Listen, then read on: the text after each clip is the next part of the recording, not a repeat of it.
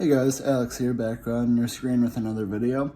Today, me and my friend Tyler are going to talk about some politics, and basically how autism affects the involvement of politics, basically.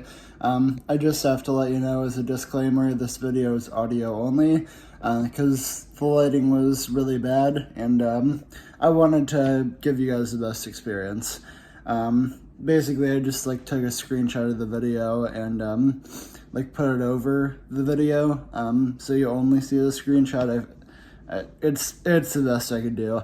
But before we begin, be sure to click that subscribe button, because 85% of you watching are not subscribed, and I post very important content every Monday at 12:30, and then I also go live at 7 p.m. So be sure to click the notification bell. With that being said, enjoy the video. Hey everyone, this is Alex here. I'm with my good friend, Student Senator Tyler Kochman. This is our second in-person interview that I've ever done, so this is pretty cool. Thanks for being here, Tyler. No problem.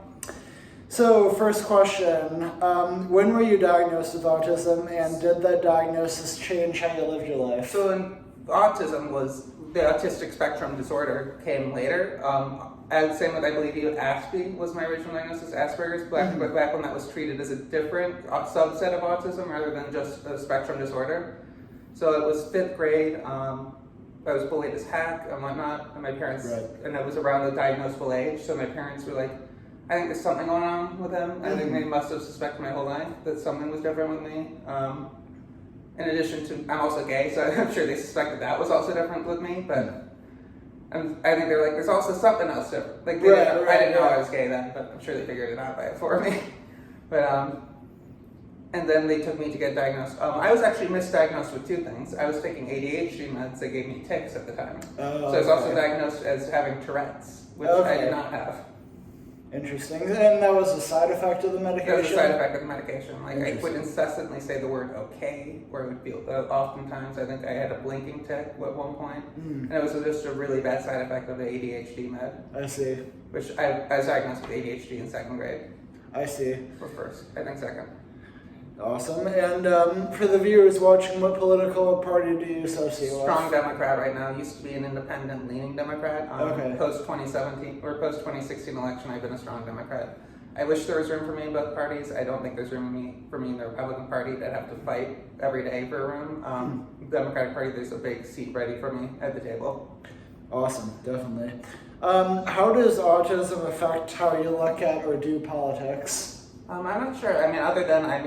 With autistic people, we tend to get very fixated on certain obsessions. So when people talk to me about politics, I know everything about politics. I know, people talk to me about, I'm in a swing district, I'm run as a candidate, and I'm like, oh, so your district's very similar to such and such's congressional district. And they're like, how do you know about them? They're not even in our state, or your state. Interesting. Yeah. Well, that's good. Yeah, I have special interests myself. Yeah. Obviously, hyperpartisanship is a very real thing in this country today. What are your thoughts on that, and what is student government at Eastern doing to increase bipartisanship? Well, Eastern Michigan, our political action committee, when I sat on it, our job was to engage students in politics, period, to give them the tools. It wasn't to favor one party over the other. But other than I think holding dialogues and stuff on some events, there's not much student government really can do about partisanship, other than the fact that amongst ourselves, we're not really partisan.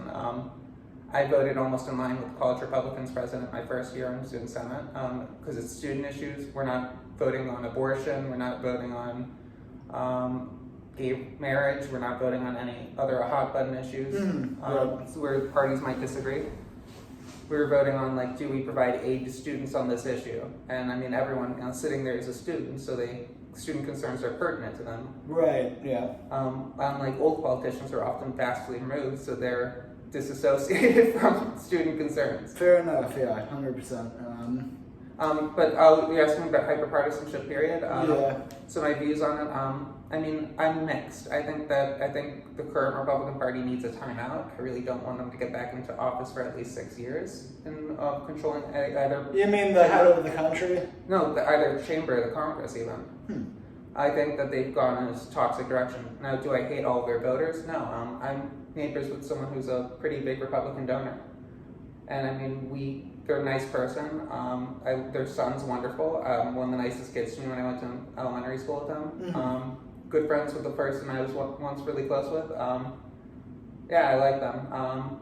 But I do think their politics are disagreeable. I think their politics that go within their family, some of them are very disagreeable. Some family members of them. And I mean, the interesting thing that happened was we had a event after January 6th that was virtual Zoom, kind of a decompressing session for college Democrats to invite anyone to. Word got out online. I guess I must have posted it on my own personal Facebook, and a friend of mine, probably from high school, must have shared it on Reddit. Like, I'm gonna screw with this lib. No, jeez. So it got Trump supporters started. Like their cameras are off, but their logos were all Trump. And I'm like, we have a bunch of Trump supporters joining. Should I kick them off, or should I let them listen to what we're saying? It was 30 minutes in. Man. And no, we let them listen to what we were saying. And then they eventually started like asking questions in the chat, like, well, what's your view on Black Lives Matter? So we explained it to them. Like, Black Lives Matter doesn't mean Black Lives Matter more, doesn't mean only Black Lives Matter. It means that Black lives should matter equally, and that they're not being treated that way right now. We explained things like that to them. They turned their cameras on.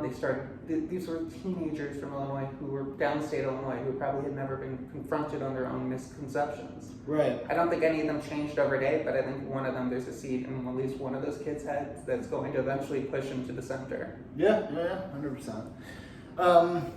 Speaking of the center, is giving equal rights to those with autism a bipartisan issue, or in general does one side lean more towards it than the other? Well, I mean, there's people on both sides of the spectrum who seem to be very interested in, I mean, Brian Calley, I think his name, was the former lieutenant governor of Michigan. Okay. He's pretty big on autism. He had an autistic daughter, I believe. I didn't know much about the specifics, but I was told by a friend of mine, like, that he would have been the better Republican nominee. He was a decent person who cared a lot about autism. Right.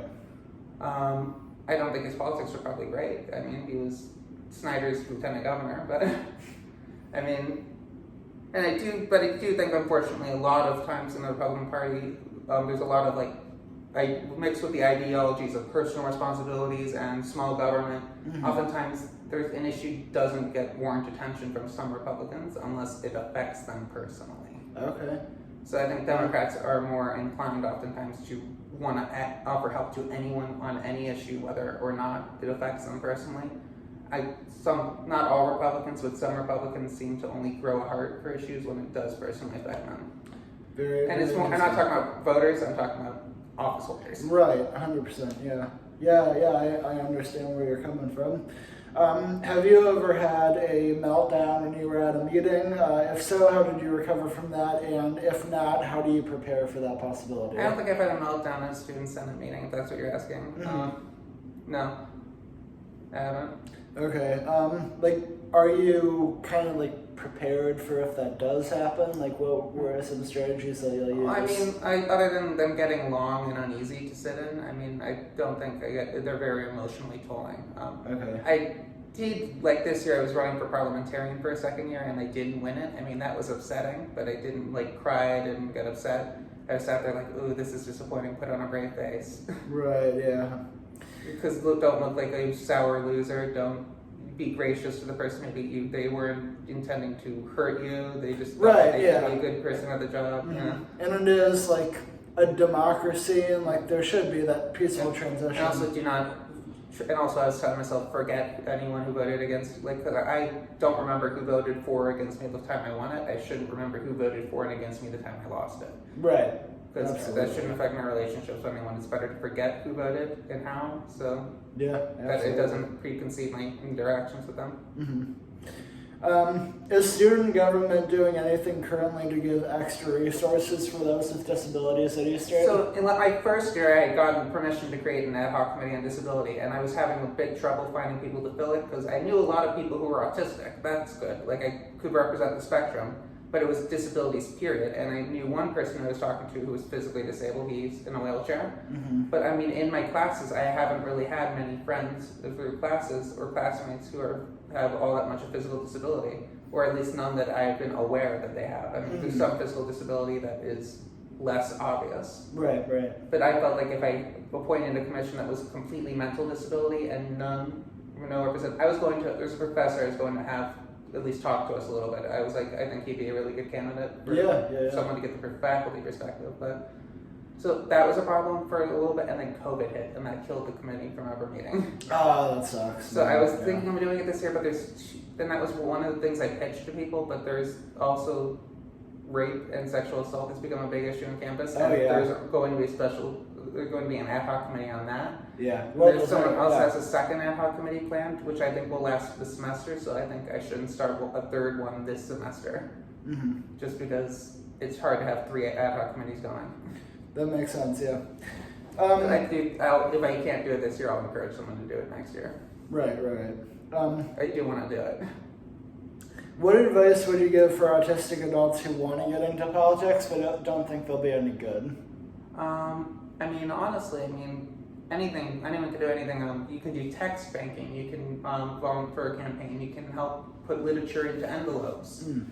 You can, and phone banking, like you might phone bank the person, you might be like, I am shit at this. That is, everyone is like, I am shit at this. No one hangs up the phone from a phone call in their life and says, other than maybe Trump called it a perfect phone call when he called Ukraine, no one has ever hung up the phone and said, that was a perfect phone call. Yeah. Everyone, like, you say, goodbye, mom, shit, that wasn't my mom. Or, everyone does something wrong on a phone call that's embarrassing. Yeah. So, and you get hung up a lot. It's intimidating. When you phone bank, you get hung up a lot. Sometimes you have people who are angry at you. They're like, no, that's not my candidate, that's not my party. I had someone campaigning for this girl, Elizabeth Warren, who was like, oh, that B word? Oh. You think she's gonna win? Ha ha ha. Yeah. She's not gonna win, yeah. Yeah, those people are a huge problem in today's country. Yeah, well, sexism, or just people who, again, someone phone banking is just if someone calls you phone banking, they're just a person who believes in their candidate and is low level. They're not the candidate themselves. They're a low level person who is just trying to get out for something they support. I've had Republicans phone bank me, and I'm not rude to them. Also, when people call me asking for money, I'm like, thank you for working on behalf of this party. I don't have money. I'm a college student. I can't really give you much. Right, yeah. Or any, but I appreciate that because some of them are volunteer workers. Some are paid. Yeah. But anyways, they're slaving over the phone to get money to run the campaign. Oh, sure. I'm like, thank you for the work you do. I'm a volunteer for the party. But I can't give you.